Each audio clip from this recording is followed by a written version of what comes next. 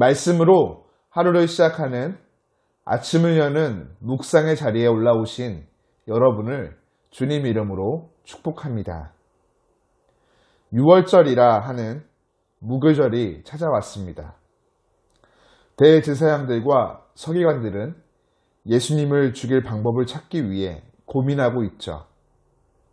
이들은 예수님을 지지하는 백성들의 눈을 피해 어떻게 예수님을 죽일까 고민하고 있었습니다. 그들을 두려워했기 때문이죠. 6월절과 무교절에는 예루살렘의 인구보다 더 많은 유대인들이 몰려왔기에 예수님을 은밀히 체포하여 죽일 방법을 찾기가 쉽지 않았습니다. 특히 애굽에서 해방을 기념한 절기인 6월절과 무교절에는 순례자들이 혁명 세력으로 돌변할 수도 있는 분위기였기에 메시아로 기대하고 있는 예수님을 공격하는 것은 신중을 기해야 하는 행동이었죠.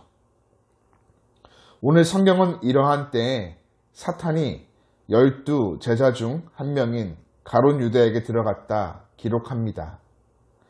가룟 유다라고 적어도 되매 오늘 기록자는 12 제자 중 한 명이라고 밝힙니다.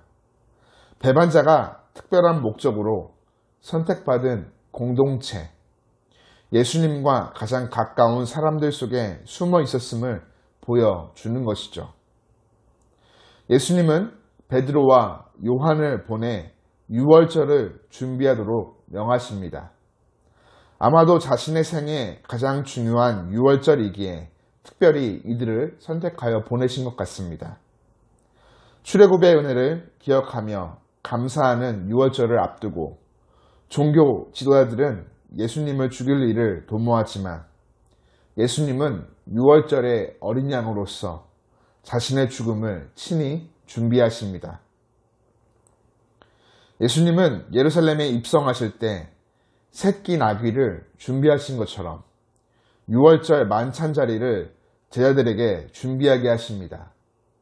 예수님의 십자가 죽음을 향한 이 길은 단지 종교 지도자들의 간교한 계략이나 가룟 유다의 배신의 결과가 아닌 예수님이 손수 주도하시고 이루어 가신 일임을 보여줍니다. 그것이 아버지의 뜻이고 이루실 일임을 보여주시는 것이죠. 예수님이 걸어가신 이 귀한 길 가운데 베드로와 요한 그리고 무명의 집주인의 순전한 순종과 아낌없는 헌신을 통해 6월절 만찬이 준비되어집니다. 이들은 불의와 탐욕에 빠져 예수님을 넘겨줄 기회를 찾는 가룟 유다와 달리 언제든지 주의 말씀 앞에 순종할 준비가 되어 있었죠. 오늘 십자가를 향해 걸어가시는 예수님의 길을 살펴보면 대제사장들과 서기관 그리고 가룟 유다, 베드로와 요한, 무명의 집주인의 행동들과 과정을 통해서 예수님께서 자신의 죽음을 준비하시는 모습을 보게 됩니다. 어떤 이들은 어둠 가운데 죽음의 길을 준비함으로 또 어떤 이들은 순전한 순종과 아낌없는 헌신의 길을 통해 예수님은 구원의 길을 우리에게 열어주십니다. 사랑하는 교우 여러분, 저와 여러분은 어떤 모습으로 부르심의 삶을 살아가고 싶으십니까? 자신들의 권력과 욕망을 채우기 위한 대제사장들과 서기관들의 모습이십니까? 아니면 자신의 집을 예수님의 6월절 만찬을 위해 아낌없이 내어드린 무명의 집 주인의 모습이십니까? 사탄에게 붙들려 예수님을 팔아넘기는 12 제자 중 한 명인 가룟 유다의 모습이십니까? 아니면 예수님의 말씀 앞에 붙들려 온전히 순종하는 12 제자 중에 한 명인 베드로와 요한의 모습이십니까?